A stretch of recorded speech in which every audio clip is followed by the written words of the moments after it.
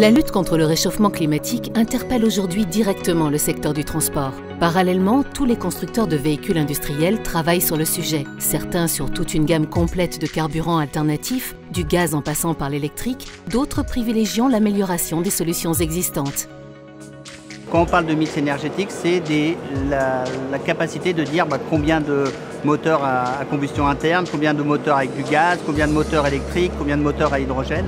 Donc avoir une répartition en fait de l'ensemble de la fourniture automobile ou camion qu'on peut avoir en fait sur notre parc.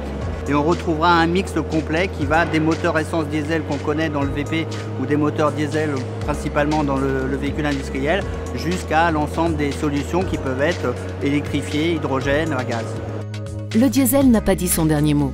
La norme Euro 6, actuellement sur tous les nouveaux moteurs diesel, génère pratiquement 0% émissions de pollution et les motorisations proposées aujourd'hui sont de plus en plus puissantes selon les différents types de transports existants. Chez DAF, on a revu toutes nos motorisations cette année en 2017 et toutes nos motorisations continuent de fonctionner exclusivement avec du gasoil, ce sont des moteurs diesel. Ça marche également avec des nouveaux carburants puisque le HVO fait partie maintenant des carburants qu'on peut utiliser sur nos nouvelles motorisations. Le diesel n'est absolument pas mort, le diesel offre des performances jamais atteintes en termes de consommation et donc en termes d'émissions de CO2. Et si l'on compare la dernière génération Euro 6 avec la dernière génération Euro 5, donc en l'espace de 4 ans, on a diminué de plus de 10% nos émissions de CO2 et donc d'autant notre impact environnemental.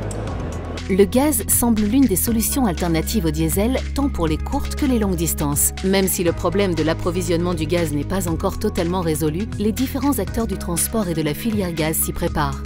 Nous présentons aujourd'hui à Solutrans un livre blanc sur la place du gaz dans le véhicule industriel. C'est une initiative de la plateforme de la filière automobile et mobilité et de la Fédération française de la carrosserie. Je crois que c'est la première fois que ça se fait avec une telle coopération entre des énergéticiens, des constructeurs de véhicules. Et nous nous sommes mis d'accord dans le cadre de ce travail qui a duré plus d'1 an et demi sur l'énergie alternative la mieux adaptée pour le véhicule industriel. En 2016, les adhérents de la filière ont ouvert une station par mois et en 2018, déjà programmé, ce sont plus de 4 stations par mois qui vont ouvrir. D'autres produits alternatifs existent, parfois surprenants, comme le biodiesel, qui utilise l'huile végétale hydrotraitée. L'une des gammes les plus complètes est celle proposée par le constructeur suédois Scania.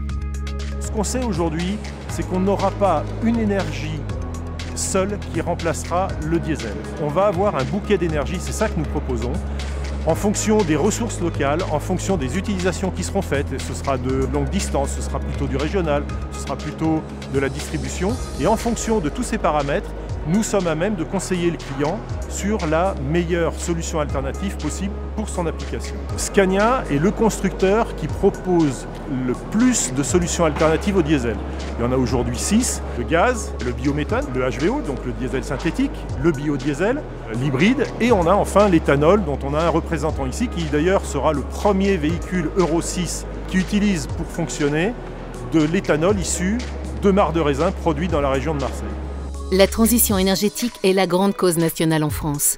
Tous, constructeurs, transporteurs et pouvoirs publics, doivent se rassembler pour proposer un transport sûr, propre et rentable. Les multiples solutions alternatives doivent permettre à chaque transporteur de s'y retrouver.